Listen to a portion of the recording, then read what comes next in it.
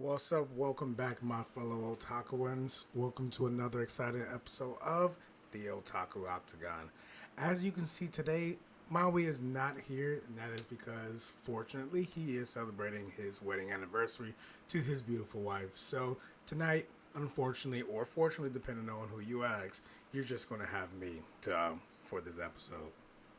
So, for tonight's episode, we're actually going to be doing a review on anime that I actually just watched recently called The Record of Ragnarok. So, Maui has told me to go ahead and watch this. I've seen on a lot of different Facebook posts that said, hey, go ahead and watch Records of Ragnarok. But I have consistently been told that this show has no plot. I mean, like, there's a plot. Let's not say it doesn't have a plot. This show doesn't have a strong driving plot. We understand why they're doing it, but we don't.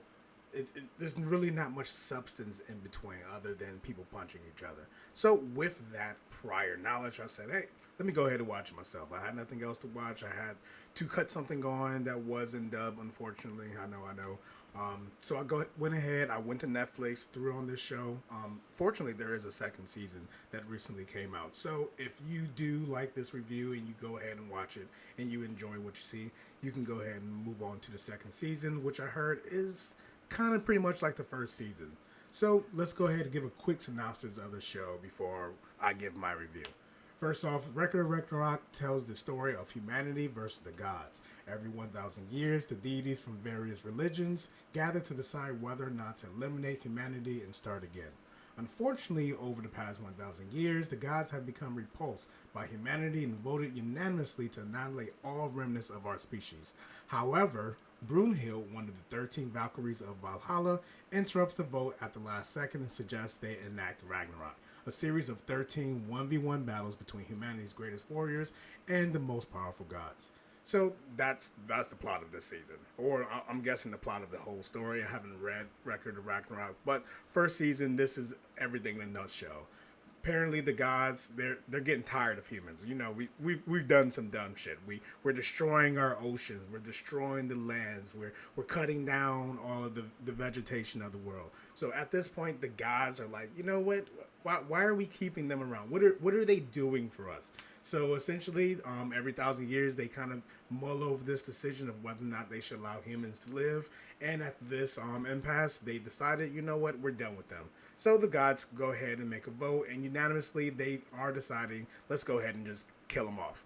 But as it already said, the Valkyrie said, hey, how about we actually give them a chance? Now, this Ragnarok, what they actually enact, is something that's like in their rules of something that can happen. But when they really thought about it, there's no way a human can actually fight a god on equal terms. So this little segment of the rule books was actually never meant to be used because it was pointless. At the end of the day, they thought it was pointless. But the Valkyrie said, "Hey, let's go ahead and enact it. Give them a chance to live. If we're going to wipe them out, let's at least give them a chance to live, and it might be a little entertaining." So after mulling over, all the guys they thought about it and they said, let's go ahead and do it. It's not like they can actually win. Let's at least have some fun with them before we go ahead and annihilate them. So that's the premise of what this show is about. Essentially, the humans are fighting gods to see whether or not they can live. There's going to be 13 fights, one-on-ones or 1v1, and whoever has the most fights the most wins out of these fights are going to be the ultimate winners. If it's the gods, the humans are all going to be wiped out, and if it's the humans, then they get to live. So at the end of the day, the humans are the only ones with anything to lose or to gain. The gods are just doing this out of their own entertainment. So that is the plot of Record of Ragnarok. If you are hoping that the plot's going to move forward, we're going to get more information about why the gods want to destroy them. From what I saw from season one, there's not much information. So let's get into the actual episodes. This is all information you get. First episode, first 7, maybe 10 minutes of the episode, they give you all of this. Then we move on to the actual tournament. So, one, if you like anime where there's a lot of fighting, tournament style, 1v1 battles, this is definitely for you. I want to go ahead and lead it with that. If you like tournament fighting style animes, if you're a Baki fan, something along those lines, this is a good anime for that. I would go ahead and just lead with that. So, we have our first battle. We move quickly into the first battle. The first battle is actually going to be between Thor, not MCU Thor. We're not talking about the Marvel Cinematic Universe Thor. We're talking about the actual Norse god Thor. At least how this studio or how this writer decided Thor is going to be. So of course he does have his almighty hammer, the Majorn. I don't know how to say it correctly. I'm not really into the Norse religion much, but he does have his almighty hammer. He does have those thunder abilities, and he's fighting a human. He's essentially fighting a human. So everyone from jump is like, yeah, we all know Thor is going to go ahead and have this in the bag. So the human he's actually fighting is someone called the Flying General Lu Bu.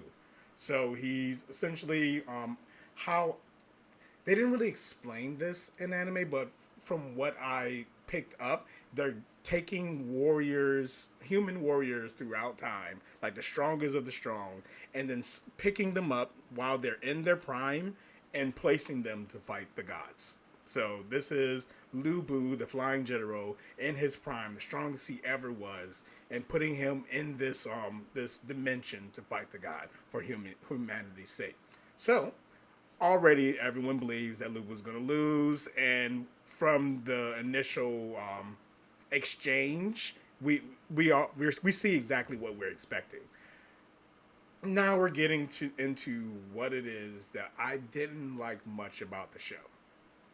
The fighting aspects between Lu Bu and Thor, they were good. We got to see that Lu Bu actually was able to hold his own against Thor. Thor was actually put in positions where he feared for his own life as well. And they actually, by the end of this fight, end up respecting each other. So that's awesome, amazing. But I hated the fact that, first off, this one fight was, I believe, 5 episodes of the full season. Now, mind you, the season was like 12 episodes total. So this was the first 5 episodes dedicated to their fight. And it just seemed like every time we got into it, there was a flashback. We'll see maybe 2-3 minutes, 5 minutes of the fight. We're like, oh, this is getting good. There'll be a flashback. Now, the flashbacks weren't like pointless. They weren't just throwing pointless flashbacks in. It was more informational flashbacks of explaining why does he have this weapon? Why is this weapon able to contend with the god? Who is this person? Where did he come? So they were good, but it was annoying. It was a constant fight, flashback, to the point that it made this one fight. I guarantee you, if you cut out all the flashback and just left the fight could have been started and finished in one episode. But because of them constantly adding the flashbacks in between, it made this one fight last for 5 episodes. So I'm a One Piece fan. I love world building. I want to understand everything that's going on. But there's just a way to do it. I feel like they should have put all of the informational bits together, like made those into their own 1, maybe 2 episodes of just information, and then get into the fight so we can see how it all played out. Did it work terribly? No. I didn't. At first, when I first started watching this, I was like, God, this is terrible. I can't believe that people are actually suggesting others to watch this. But after watching how the flashbacks correlated with what was currently going on, they were done semi well. It just got to the point where it became annoying, in my opinion. So getting back to the fight, Lu Bu versus Thor. In the end, Thor does win. Spoiler alert, Thor wins. The god wins. So at this point, at the end of this battle, the score is 1-0. Now, does that mean this fight was bad? Not at all. Lu Bu versus Thor was actually a really good fight. I just was turned off by the amount of flashbacks and informational pieces that were put in between the fight. But the fight itself was good, and even though Lu Bu did lose this fight, he surprised everyone, and he changed the minds of, I would say, 90% of the people in that stadium who had already expected humans had no chance of winning this fight, and Lu Bu actually held his own to show that we have a hand in this fight. So I think the first fight was, if I had to give it out of a 10, I would say the first fight was probably like a 6 out of 10, just solely ruined from the amount of flashback and informational pieces. So, first 5 episodes, Lu Bu. Now, moving on to the next 4 episodes. Yes, the second fight lasts for 4 episodes. But I will say that this was probably my favorite of all the fights. I would say probably my favorite of all the episodes. The fights between Zeus and the father of humanity, Adam. So yes, we have a fight between Zeus and Adam. Adam and Eve, Adam of the Garden of Eve. We get to see him fight the almighty father, Zeus, the god. So the reason why I found this to be the most interesting, or at least my favorite of all the fights, is because Zeus he's a nut. He's actually psychotic to the point where it's hilarious. He's not maybe killer instinct psychotic, but his laugh is like it's contagious. When he laughs, it's like ha ha ha, but it makes you want to laugh too, whatever the situation is. He loves to fight. He loves the thrill of killing. We get to see his backstory. Yes, this is another instance where they do put backstory in between the fights, but even with the backstories in between the fights between Zeus and Adam, because yes, they did have to explain why could he do this, why could he do that, why could he do this again. The fight itself was so interesting. Zeus made it interesting, learning about Adam and essentially what his ultimate power or ability was, and just from that ability put him on the levels of God was very interesting. How they kind of like played the whole Adam was made in God's image, so that's the reason why he has this ability that is even capable of rivaling the gods. I think all of that was really well done, and the back and forth fighting between Zeus and Adam was really well done. So this was my favorite fight of them all. Even I will say it wasn't the most like no, it was definitely the most brutal of all the fights. I wouldn't say it's the most spectacular of all the fights, of like all the amazing moves that are used or whatnot, but the exchange between the two, even because the whole time you're like, okay, there's no way that Adam, we get it, it's Adam, but there's no way he's going to be able to beat the person who has fought all the gods and reigns supreme over all the gods. There's no way that he will be able to hold his own, and he does. And not only does he almost wins this fight. Like I'm not going to ruin the fight at all. I'm not going to explain his ability or how the fight plays out. Well, obviously he does lose the fight, so I will tell how it plays out. But I'm not going to say exactly what happens in the fight for Zeus to win or for Adam to get so close to winning. Just know that Adam, in my opinion, should have probably won this fight, honestly, at the end of the day. So, again, winning this fight, of course, humanity did lose. At this point, they're now 2-0. But from that fight, it gave humanity another breath. So, you see how, even though we're losing, they're seeing that we're not just the insects. We're not just going to easily be crushed. Guys, y'all better come with it if y'all actually expect they're going to win this competition. So again, that was Adam and Zeus, my favorite of the three fights of this season. Is what it is. So moving on to the third fight. The third fight was actually between Poseidon and history's greatest loser, Kojiro Sasaki. So, of course, we know Poseidon. He has control over the ocean. He's the brother of Zeus. Like, they play up this backstory really well on who Poseidon is. So, to the point where the understanding we, as the viewer, need to understand is Poseidon doesn't lose. Like, they never really say between Zeus and Poseidon who's stronger. It's just, if you're fighting Poseidon, you're going to lose. He's the most feared god out of all of them, even though he's like not the almighty. He's the most fearsome. He's actually killed a god. That's very well known, or at least they're trying to push it off so everyone doesn't know it, but everyone knows that he is a god killer. So the fact that anyone pit up against him, everyone's going to go ahead and count him to be the winner of this fight. So I found that to be pretty interesting, if you know what I mean.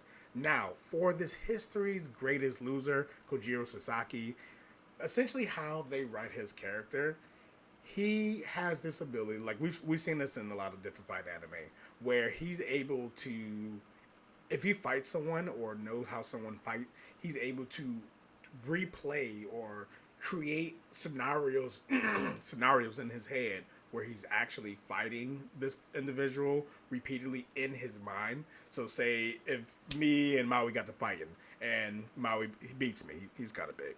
He might win the first one or two, but after that it's over. But he beats me.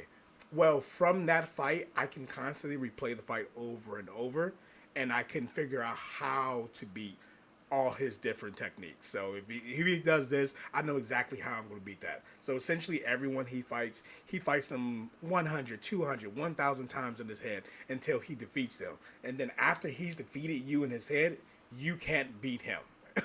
once you've been defeated in his head, you can't beat him in the real world. So that's kind of his ability. I wouldn't say necessarily ability. It's kind of what he is able to do, or at least how he betters himself. So why he's called the greatest loser is because he goes out to fight people to lose. So he can then go back to his house and practice fighting them over and over again, and then say in his mind, okay, now I'm the winner. I'm stronger than that guy officially. And then he doesn't go fight them again. He goes find someone else and goes fight them to lose, so he can reenact it over and over again. So what he brings to the table in this competition, it's something that they actually talked about in the beginning, is he's old. So they're like, I thought everyone is supposed to be brought in their prime to this competition, but for him, he's an old man. Why? Because it took him decades of fighting and losing to people and constantly practicing in his mind how to defeat all these people. At that point in his old age, because it even says that after he died, he constantly fought all of his opponents in his mind to train.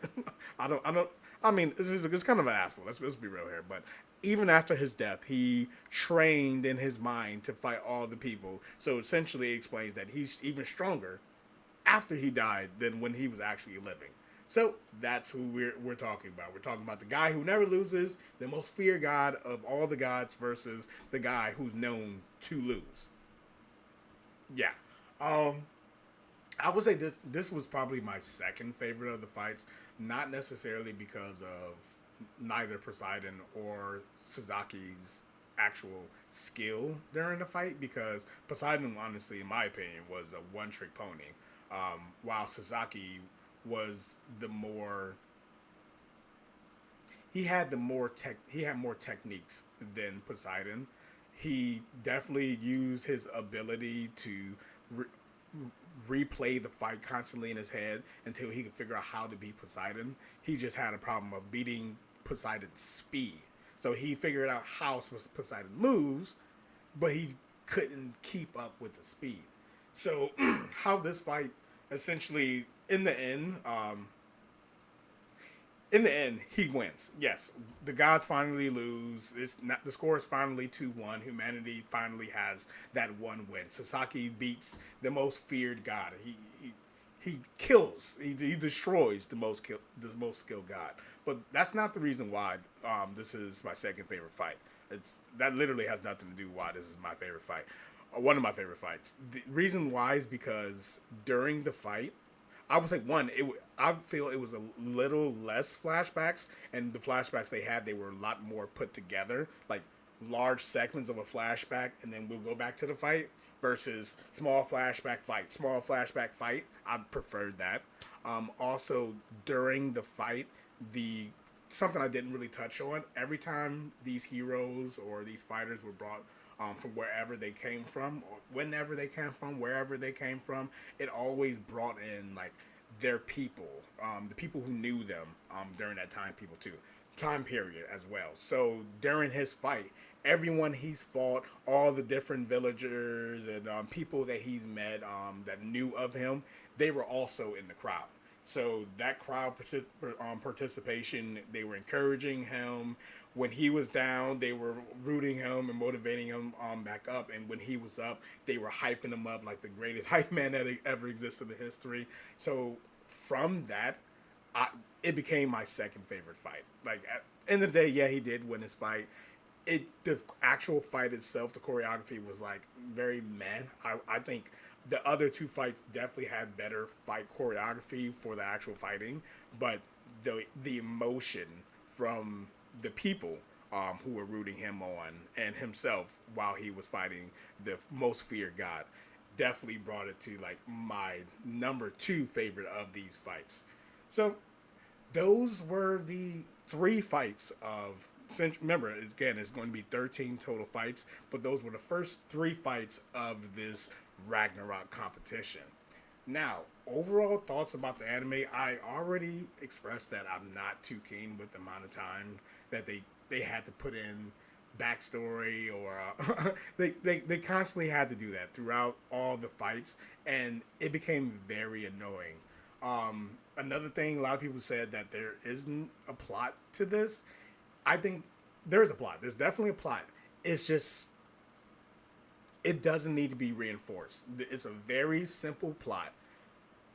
We are fighting to decide whether or not the humanity can live. Period. We don't need additional information added onto this so you can have a better understanding of what's going on. So this is a tournament. Who wins decide their future. Boom. That's all you need. So if you feel like it has to be deeper than that, then you're going to be disappointed with this anime. If you feel like, oh, I just need you to give me the setup and then watch shit go down, then this is a perfect anime for you. So for those who do love the fighting anime, another thing I did pick up on, I'm not really a fan of and this is something that Dragon Ball Z does that I don't like, where okay, you have one opponent versus another one. All right, I'm going to use this ability to beat you. Okay, well, I'm going to use this ability to beat you. Well, I'm going to go higher, and I'm going to go higher, and I'm going to go higher. That's kind of annoying. You know what I mean? It's like if you had all of these abilities, why didn't we just use these abilities from the jump? Why are we steadily? It's like when Goku comes in, I'm gonna fight you regular. Oh, you're strong. I'm gonna fight you Super Saiyan 1. Oh, that's not enough. Super Saiyan 2, Super Saiyan 3. That's annoying. Just come in with your strongest shit to take out the motherfucker, so we don't have to deal with all of this. So it felt like the show was dragging. It was dragging along to make it last as long as possible. 3 episodes to fight. I'm sorry, 12 episodes to fight 3 people seemed a bit ridiculous, especially with the type of fights that was going, the type of tournament that was going on, especially the fighting itself. It could have been done, in my opinion, better. They could have put more of the backstory in the beginning of the fights, and if need be, like if this person is using something special and we're like, oh, what is that? I want a little more understanding of it. Then we can do a short clip of that, just giving you a quick understanding, and then bring it back to the fights. This is a fighting anime, and I came into it saying, oh, this is a fighting anime, so I don't need to worry about constant bullshit backstories, and it just seemed like I was constantly barraged with that.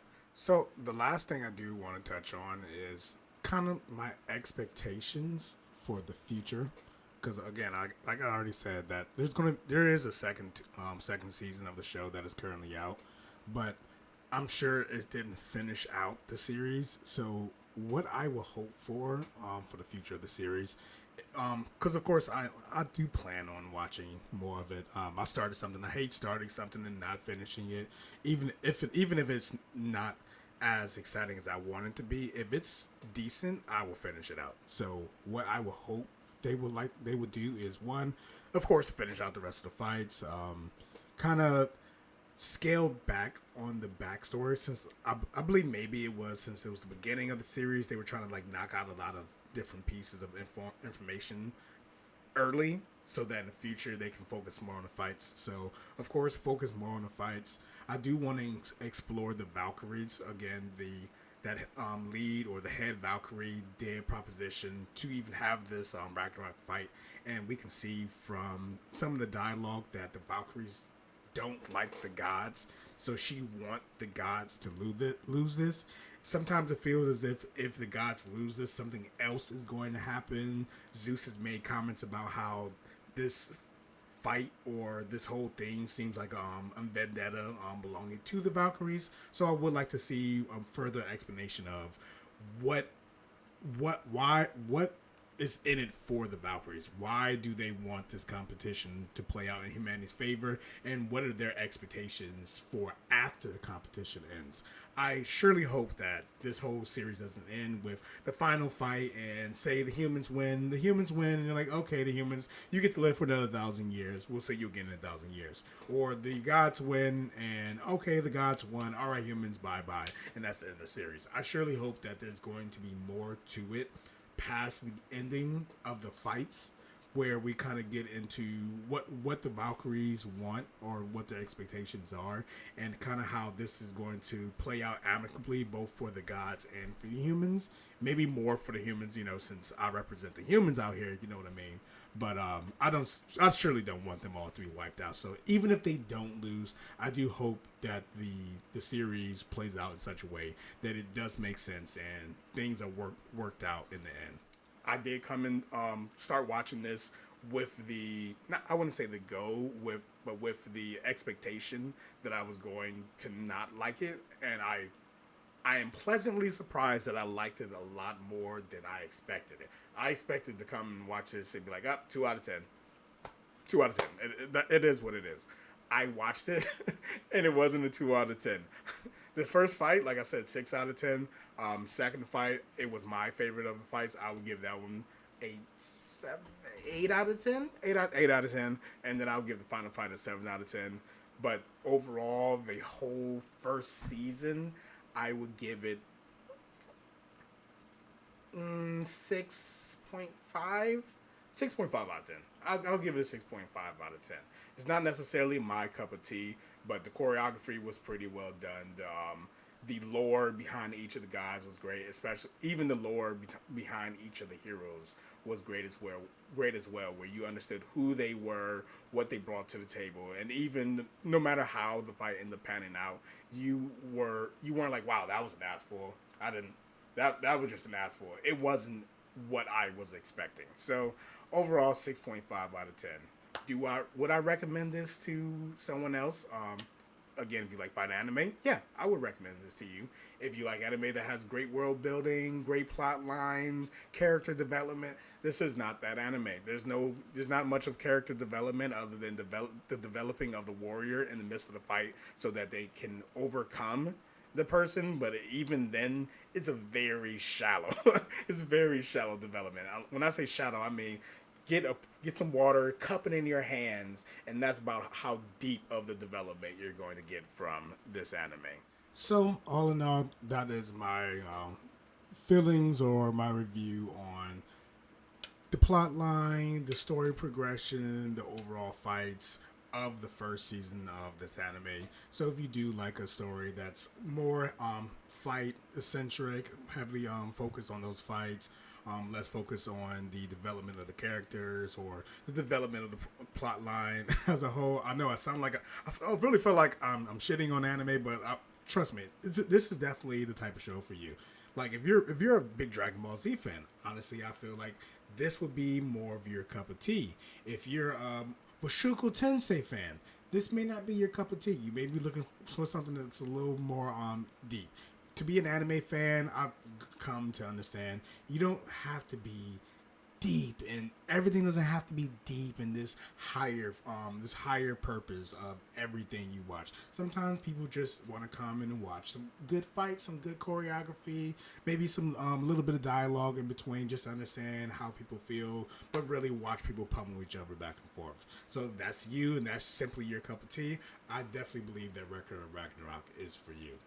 Again, this was my anime review of Records of Ragnarok Season 1. I have not started Season 2 as yet. Maui did mention to me that he did start it, so maybe I will go ahead and start it now, or I don't know if it's finished or not, but go ahead and finish it, and then I guess I'll give another review, but this time, or that time, of Season 2. But until then, I appreciate you all for joining me for this episode of the Otaku Octagon. Peace out.